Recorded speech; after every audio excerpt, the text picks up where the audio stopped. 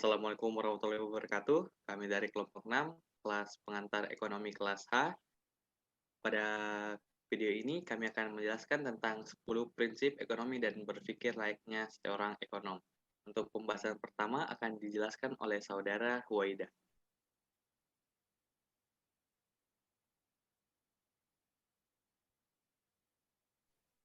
Baik, terima kasih atas kesempatannya. Prinsip yang pertama yaitu orang menghadapi pertukaran atau trade-off. Nah, dalam buku Principle of Economics tahun 1998, karya Nicholas Gregory Mankiw mengatakan suatu hal berupa, tidak ada hal seperti makan siang gratis.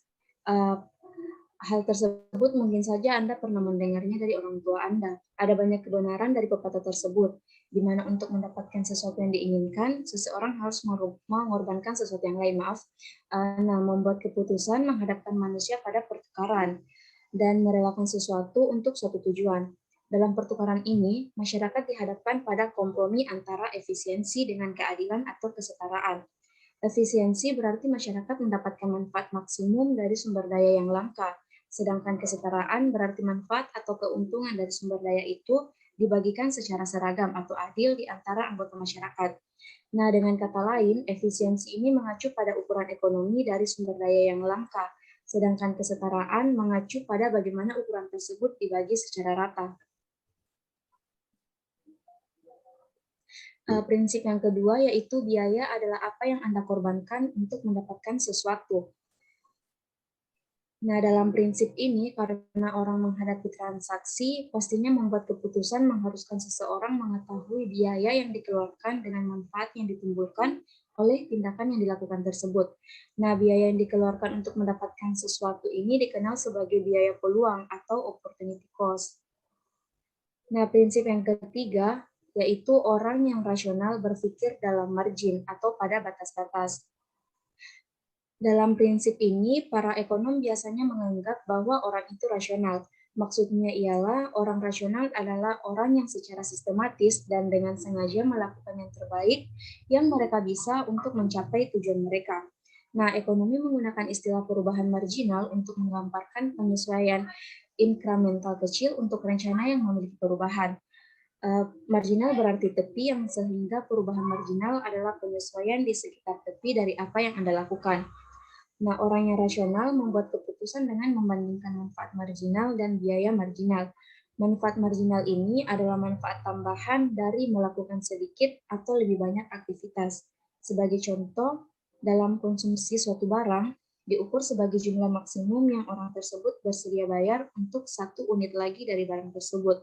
Sedangkan biaya marginal adalah penurunan atau peningkatan dari seluruh total biaya yang dibayarkan karena adanya penambahan ataupun pengurangan pada satu unit produk tambahan.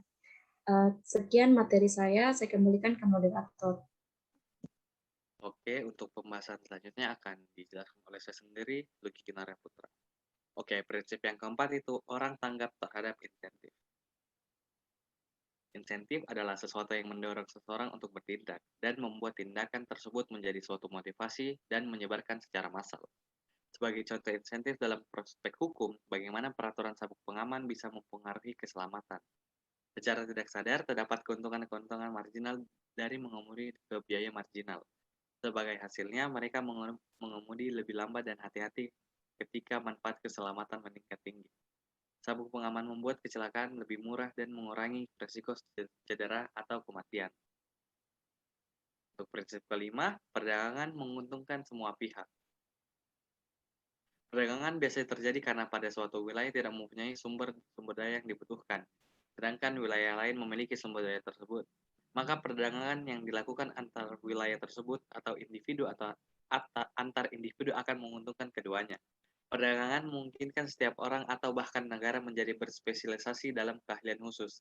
Sebagai contoh, negara Cina dan Amerika memproduksi banyak barang yang sama dan bersaing untuk pelanggan yang sama di pasar, seperti pakaian, mainan, panel surya, mobil, dan banyak lainnya. Persaingan di antara negara tersebut tidak seperti kontes olahraga, di mana satu pihak menang dan pihak lainnya kalah.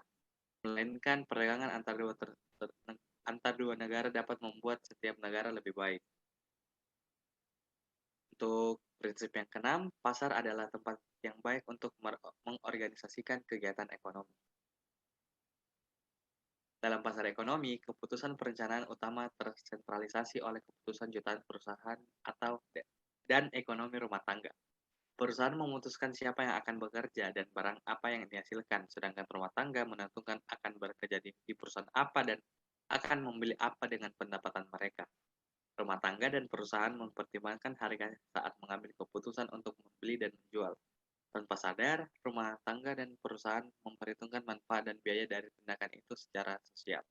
Akibatnya, harga-harga yang ditentukan mempengaruhi para pengambil keputusan untuk mencapai hasil yang kebanyakan memaksimalkan kesejahteraan masyarakat secara keseluruhan. Pembahasan materi selanjutnya akan dipaparkan oleh Saudara Ahmad Asari. Baiklah, selanjutnya yakni prinsip pemerintah terkadang mampu meningkatkan hasil-hasil pasar.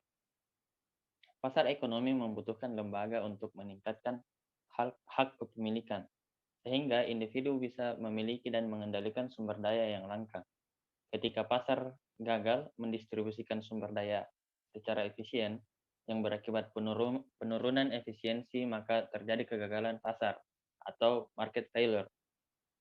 Saat terjadi kegagalan pasar, pemerintah dapat melakukan intervensi di bidang ekonomi.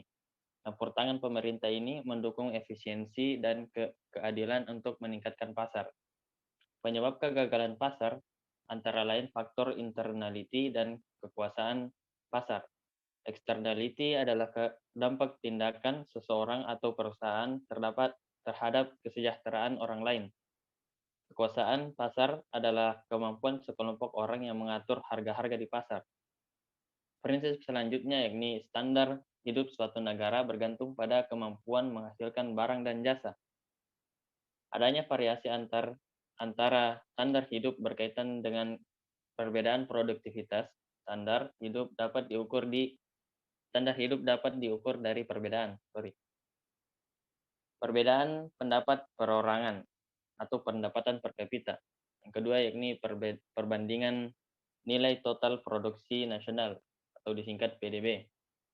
Produktivitas adalah besarnya jumlah barang dan jasa yang dihasilkan dari 1 jam kerja seorang pekerja. Sedangkan standar hidup suatu negara bergantung pada kapasitas produksi negara tersebut. Di negara yang produksi barang dan jasanya banyak dalam satuan waktu, memiliki standar hidup yang lebih tinggi dibandingkan dengan negara produktivitas yang lebih rendah. Prinsip selanjutnya yakni harga meningkat jika pemerintah mencetak uang terlalu banyak. Inflasi adalah keadaan di mana tingkat harga mengalami kenaikan secara keseluruhan dalam perekonomian. Salah satu penyebab inflasi adalah pertumbuhan jumlah uang meningkat drastis dibandingkan jumlah barang dan jasa di pasar. Ketika pemerintah menciptakan uang dalam jumlah besar, maka nilai uang itu akan jatuh. Selanjutnya yakni harga meningkat jika pemerintah mencetak uang terlalu banyak.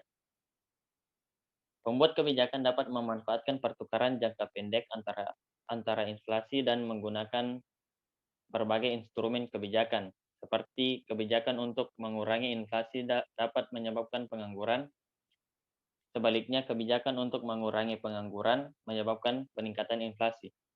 Konsep tersebut berakhir saat inflasi dan pengangguran mulai keluar pada tingkat yang tinggi di tahun 1980-an.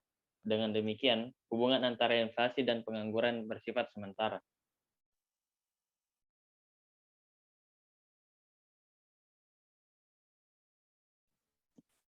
Oke, untuk topik yang kedua, berpikir layaknya seorang ekonom. Pembahasan pertama akan dijelaskan oleh Saudari Huwaida.